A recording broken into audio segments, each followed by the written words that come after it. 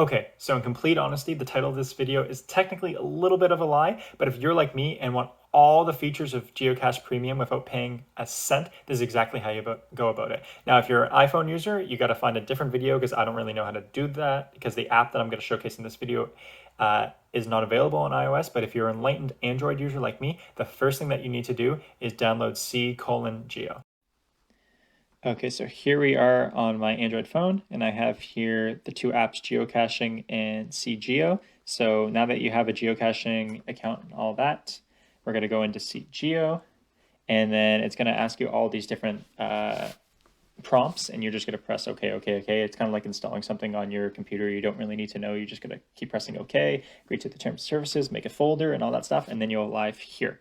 Now, it won't have your picture yet here, but what you're going to do is you want to click these three dots up here, go to settings, go to services, go to geocaching.com and sign in to your geocaching. Now, if you're like me and you made your account through Facebook, don't be an idiot and spend 20 minutes trying to reset your password through geocaching. Just come down here to the login using Facebook or Google section, and then you can log in with the third party that you used. And then when you're logged in, you should follow the steps so that says your name down here. So for me, it's TR1K, Trick, that's me. Then you're going to come back, and then you are all set up with your geocaching account on here. Okay, so now that you've signed into your account here, we're going to hop over to our maps. And the first thing that we're going to notice is that all geocache types are available here. We have a multi-pack over here and some puzzle ones over here. And if you look, like, for example, on this one, maybe not this one, maybe this one, there's a difficulty of 2.5. Which would not be showed if you only had the free app because the difficulty is over 2.0. So we have a check here for all different types and for advanced geocaches. The only thing that this method does not include is premium geocaches, which are geocaches that the person who has hid them has specified that only premium paying customers can find them. Now, that being said, I have not come across any in my time geocaching. I don't have many finds here because I just moved to the city, but throughout my time geocaching, I haven't encountered any of them, so I don't think that's going to be a big problem.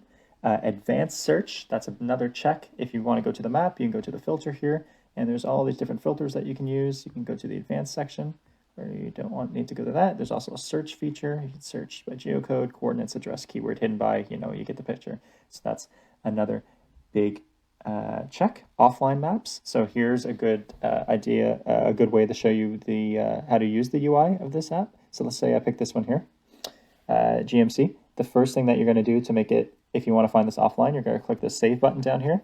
And then this is another feature that wasn't available on the free app, is you can make lists. So I have this one called stored, and I'll add it to that list. So that's a check for the lists and a check for offline maps.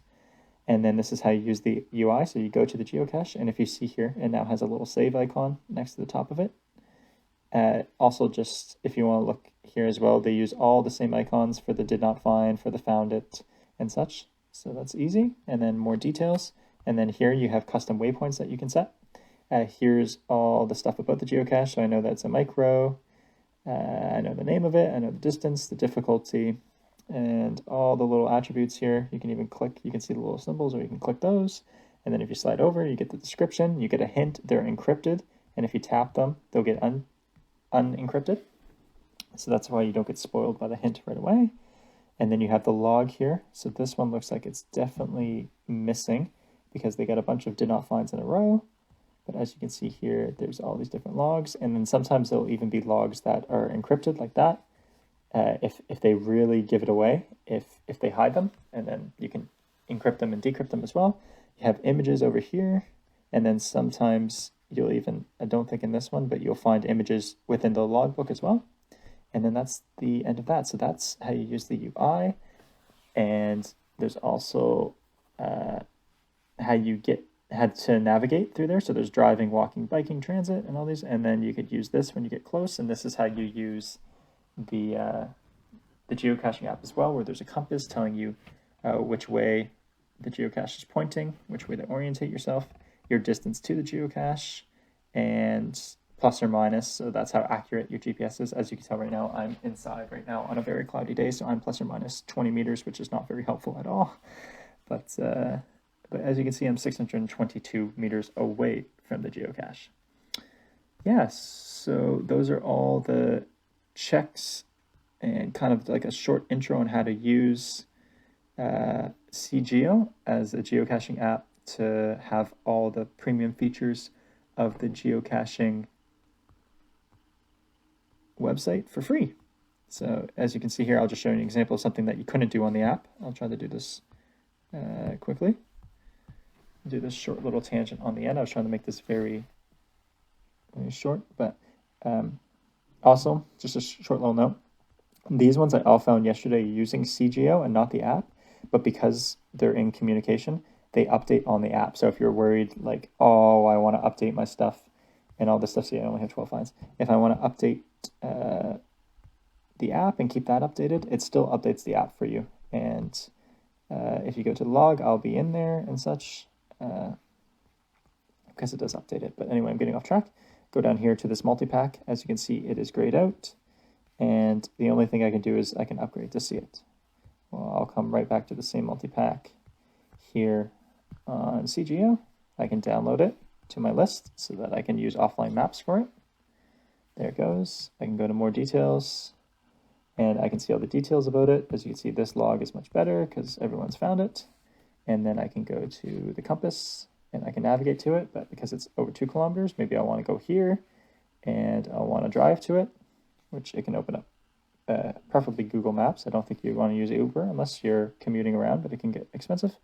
Or you can just open the map like this, where I can walk to it, as you can see.